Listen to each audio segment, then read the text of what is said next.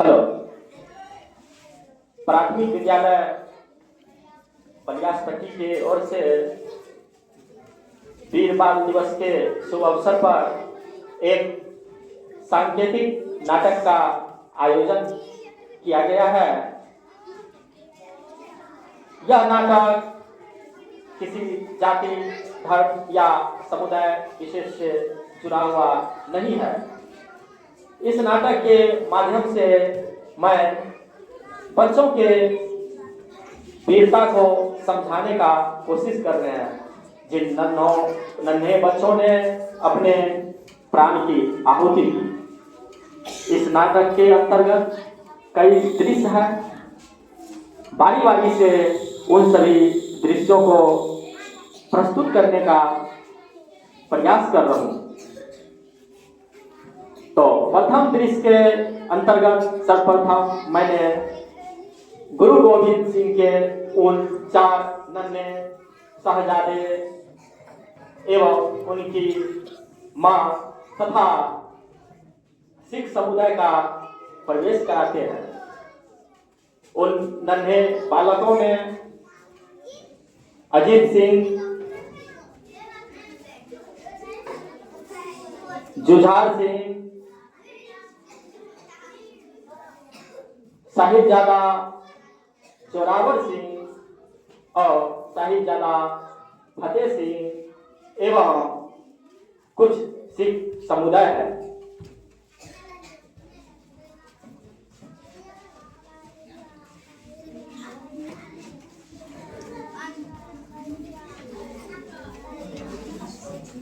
इसके माध्यम से मैं यह दिखाना चाहता हूं कि इन नन्हे बच्चों ने किस तरह से अपना वीरता दिखाई।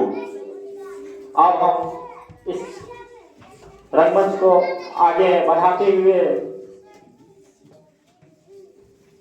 मुगल सैनिकों को प्रवेश कराते हैं, जिन्होंने गुरु गोविंद सिंह के किले पर आक्रमण किया था। यह देखते हुए सैनिकों का जो ही प्रवेश होता है सभी दहशत में आ जाते हैं। सभी सिख समुदाय इधर उधर भागने लगते हैं। सभी सिख समुदाय इधर उधर भागने लगते हैं और उनकी मां गुजरी अपने छोटे 2 नन्हे बच्चों को साथ लेकर चले जाते हैं और उनका जो बड़े 2 बेटे बचते हैं वह सैनिकों से लोहा लेने लगते हैं। दोनों बच्चे बहादुरी से सैनिकों से लड़ने के लिए तैयारी कर रहे हैं। अब आप देखेंगे कि किस तरह से गुरु गोविंद सिंह के 2 बड़े बेटे बहादुरी से मुगल सैनिकों से लड़ते हैं। अब उनका लड़ाई आप लोगों के बीच प्रस्तुत करते हैं।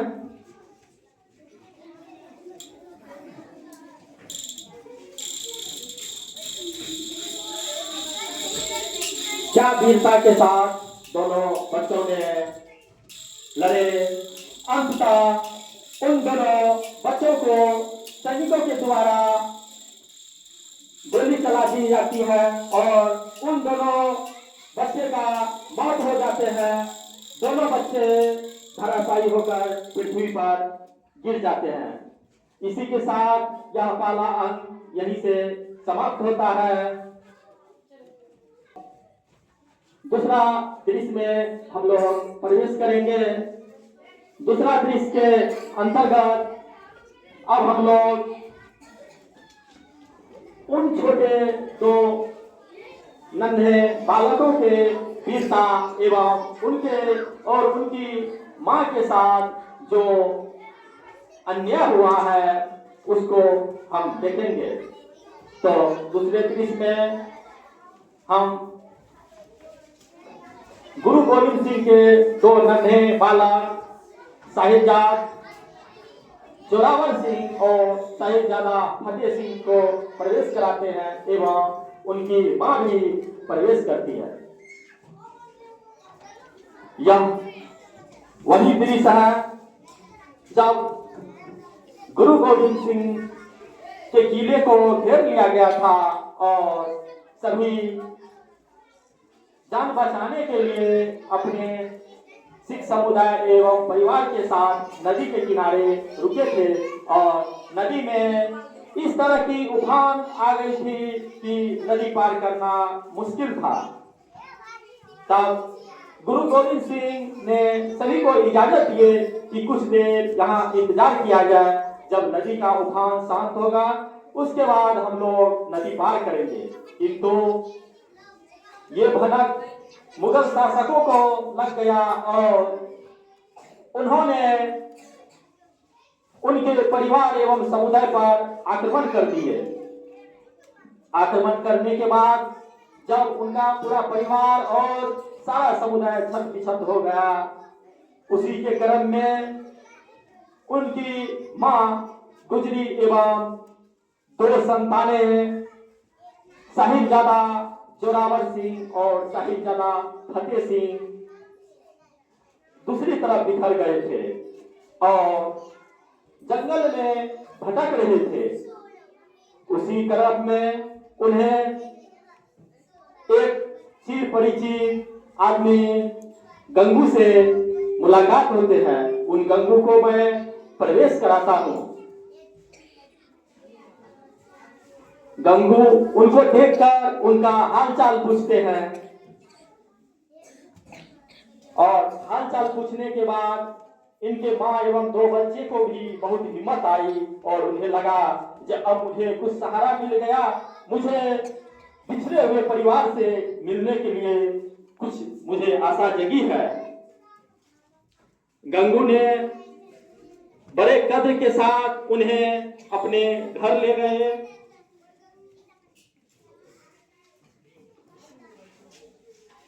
और उन्हें सेवा सत्कार के साथ घर में आसन दिए और खान पान के साथ उन्हें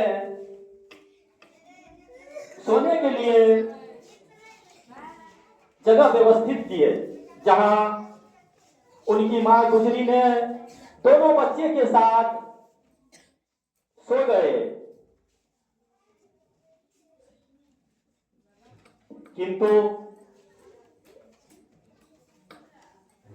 किंतु गंगू ने उनके पास जो रुपया मोहरे के थैले थे वो देख लिए थे और उन्हें लालच आ गया और उन्होंने चोरी करने का प्रयास किया। पहले उन्होंने देखा कि कहीं सोई तो नहीं हुई, लेकिन उनकी मां को नींद कहाँ, इतनी सारे परिवारें बिछड़ गए, इतना आफत आ गई, वह भला कैसे रात में सो पाती। वह तो सारे कारनामे गंगू का देख रहे थे। गंगू ने अंततः उनके थैले को चुरा लेते हैं और चुरा के वो दूसरे ओर छिपा देते हैं। जब सुबह होती है तो उनकी माएं एवं 2 बच्चे जगते हैं और अपने थैले को इधर उधर देखने लगते हैं, किंतु उन्होंने तो गंगू के कारनामे को भली भांति से भाप ली थी। फिर भी उन्होंने गंगू से पूछा, गंगू भाई क्या आपने मेरे पैसे के जो थैले थे वो देखे थे? उन्होंने कहा नहीं नहीं, हम भला कैसे देखे, वो आपकी संपत्ति थी, उस पे तो आपका अधिकार था। इन्होंने कहा गंगू भाई अगर आपने लिए हैं तो मुझे दे दीजिए, आपको चोरी करने की क्या आवश्यकता था, अगर आप मुझसे मांगते तो मैं भली भांति दे देती। इस पर गंगू को गुस्सा आया, बोला आप मुझे चोर बनाते हैं,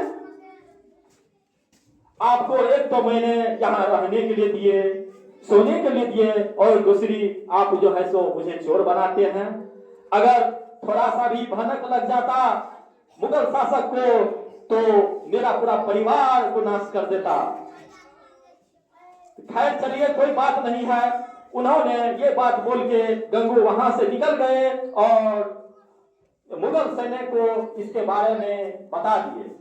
मुगल सेना उधर से आते हैं और मुगल सेना का हम प्रवेश कराते हैं और गुरु गोविंद सिंह के मां एवं उनके दो नन्हे शहजादे को पकड़ के ले जाते हैं।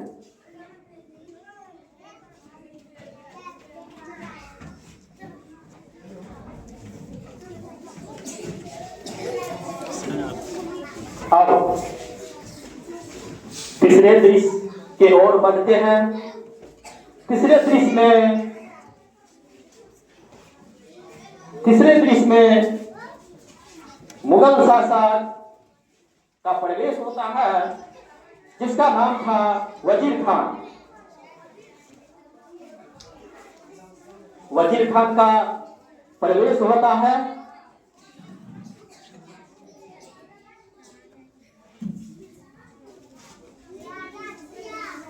इसके साथ ही उनके सभी सैनिकों का भी प्रवेश होता है और सैनिकों ने अपने राजाओं से क्रमबद्ध विनती करते हुए बोलते हैं कि महाराज, गुरु गोविंद सिंह के परिवार को हम लोगों ने पकड़ के कैद किए हुए हैं। अगर आपकी आज्ञा हो तो मैं उन्हें हाजिर करूं। राजा ने कहा बहुत अच्छा किया आप लोगों ने। ठीक है, हम लोगों के सामने उनके परिवार को हाजिर करो। तो उनके सेनाओं ने उनके परिवार को हाजिर करते हैं।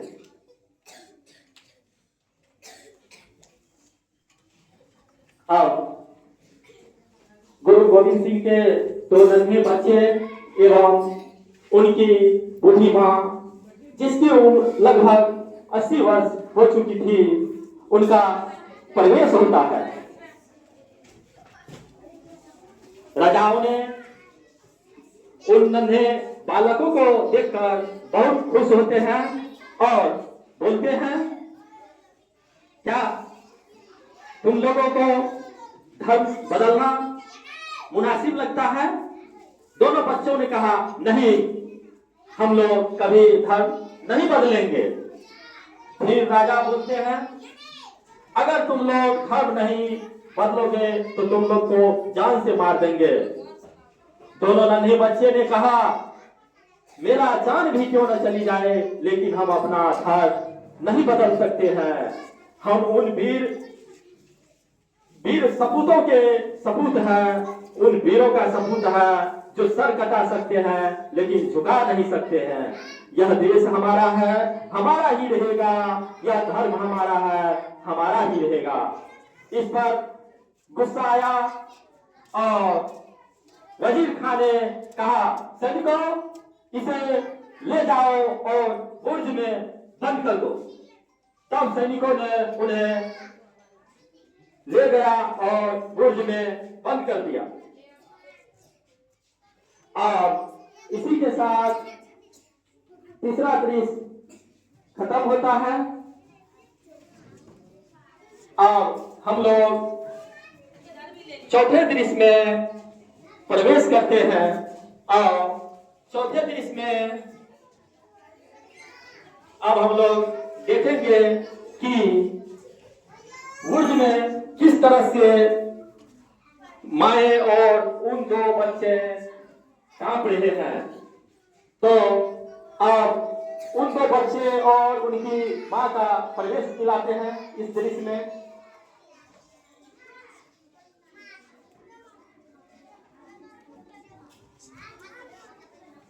अब हम लोग देखेंगे कि इस दृश्य में बैठकर उनकी माएं एवं तो नन्हे से शहजादे कांप रहे हैं, ठिठुर रहे हैं।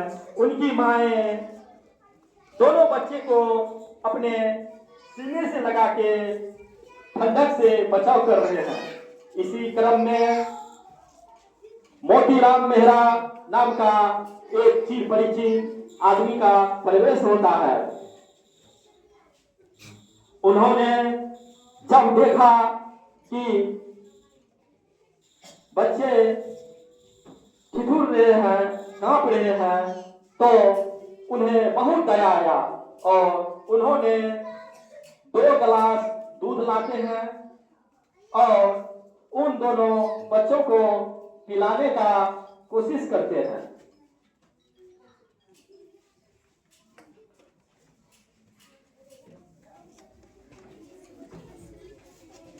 और आप लोग देखेंगे जो दोनों बच्चे दूध पी रहे हैं, क्योंकि यह ठिठुरता हुआ ठंडक बच्चे को काफी दुखदाई और काफी परेशान हो रहे थे बच्चे, और दूध पीने से थोड़ा बच्चे को राहत आए। और ये सारे दृश्य मुगल शासक के सारे सिपाही देख रहे थे और उन्होंने आते हैं और मोतीराम मेहरा को एवं उनके परिवारों को कैद कर लेते हैं एवं सारे परिवार एवं मोतीराम मेहरा को कोल्हू में पिसवा कर मार देते हैं। अब यहीं से इस दृश्य को हम समाप्त करते हैं।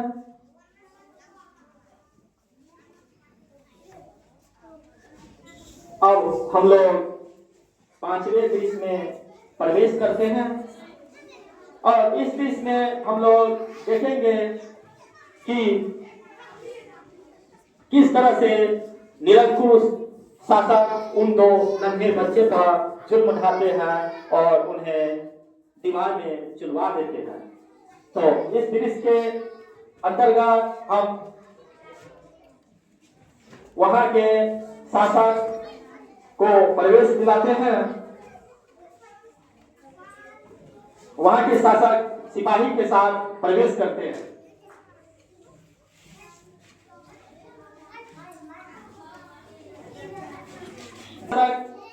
अपने सिपाही के साथ प्रवेश करते हैं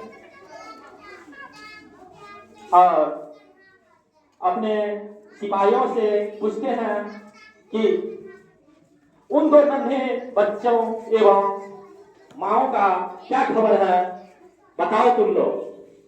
सिपाही ने बोलते हैं उन 2 नन्हे बच्चों को तो मैं बुर्ज में बंद कर दिया और ठिठुरता हुआ ठंड में वो सब कांप रहे हैं, दम तोड़ने वाले हैं, लेकिन मोतीराम मेहरा जो था वो उन्होंने उनको आश्रय दिए और उन 2 बच्चों को दूध पिलाए। तब हम लोगों ने उन्हें जान से मार के उन्हें उनका पूरा परिवार को खत्म कर दिए। इस बार राजा जोर से हंसते हैं, बहुत अच्छा किया तुम लोगों ने, बहुत अच्छा, तुम लोग इसके लिए धन्यवाद के पात्र हो। और तुम लोगों को हुक्म देते हैं कि उन 2 बच्चों को मेरे पास सर्वप्रथम प्रवेश कराओ। अब दोनों बच्चे का प्रवेश होता है एवं उनकी मां के भी।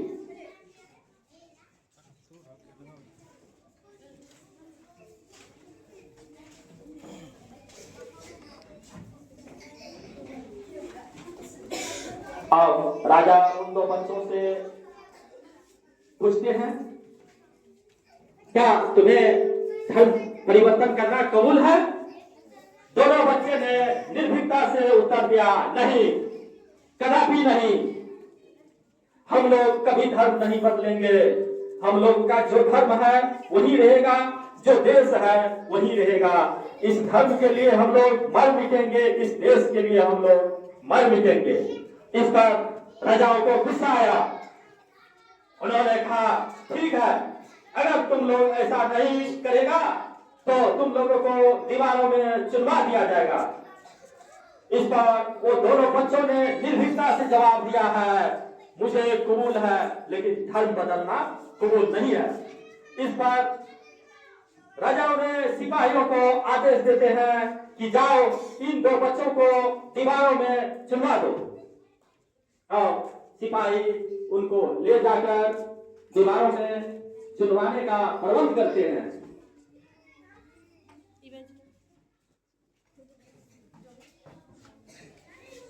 आप लोग इस दृश्य में देखेंगे कि नन्हे से छोटे बच्चों के साथ किस तरह से अन्याय किया जा रहा था। लेकिन इन नन्हे से बच्चों के बहादुरी को अगर आप लोग देखेंगे तो दंग रह जाएंगे। यकीन नहीं होगा कि इतना छोटा सा नन्हा बच्चा कैसे इस तरह की बहादुरी दिखा सकता है, कैसे इतना बड़ा हिम्मत दिखा सकता है। क्या वो वीर सपूतों था जिन्होंने अपने प्राणों को हंसते हंसते बलि दिया। उस समय तो उन नन्हे से बालकों को खेलने का शौक था खिलौने से, लेकिन उन्होंने अपने जान से खेल लिया। लेकिन वह निरंकुश शासक, उन्हें थोड़ा सा भी उन बच्चों पे दया नहीं आया। उन्होंने अंततः उन बच्चों को दीवार में चुनवा दिया गया। बच्चे का दम घूट रहा था, लेकिन सहसा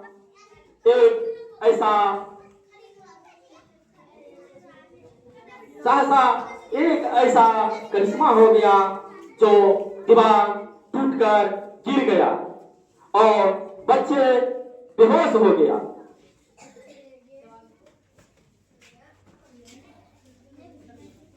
फिर शासकों को पता चला कि बच्चे बेहोश हुआ है लेकिन मृत्यु नहीं हुई है, तो उन्होंने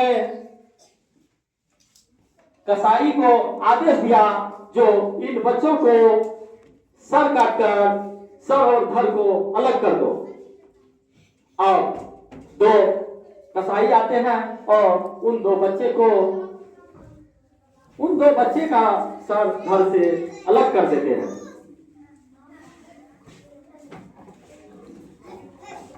और अब आप लोग देखेंगे इन छोटे से नन्हे बच्चे का हिम्मत, जो किस तरह से अपना सर कटाना मुनासिब समझा, लेकिन सर झुकाना मुनासिब नहीं समझा। और आप लोग इस नाटक का अंतिम दृश्य को देख रहे हैं, जिसमें बच्चे लड़ते लड़ते शहीद हो चुके हैं। और यहीं से अब हम लोगों के नाटक का अंत होता है। धन्यवाद।